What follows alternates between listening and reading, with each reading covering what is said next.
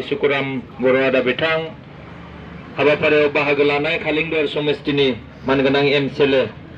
दिलीप कुमार बरवादा बिथाङाबो बे समाव बिफांखौ गायनो खावलायबाय लोगोसे जोंनि गेजेराव दङ टंला जौमा फरायसालिनि गोरायुं सार खेवना होनो खावलायगोन फिथाखौ हानायनि सिगाङावनो बे समाव सार बिथांखौ साफात थांनानै थाथों दुलाराय बर' साफात थांनानै थाथों दुलाराय बर' साफात हेल'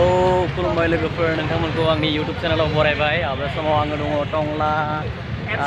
सारियालियाव थाबायबाय थादों नै दिनै बड'फानि थैनाय सानजों लोब्बा लाखिनानै उदालगुरि जिल्ला आबसुआ गोजोन आरो खौसेथिनि हानजा सुरगासिनो दङ नै बे समाव टंला टाउना पुरा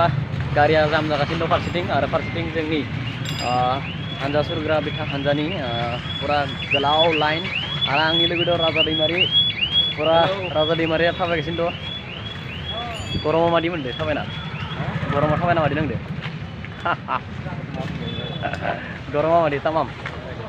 थ' पुरा थाबायलांगासिनो दं नोंथांमोननोबो दिन्थिलांगोन आङो नोंथांमोना भिडिअखौ नायलांबाय थाबानो जाबाय सिखौनो हायाखै दे आंजों थाबायनो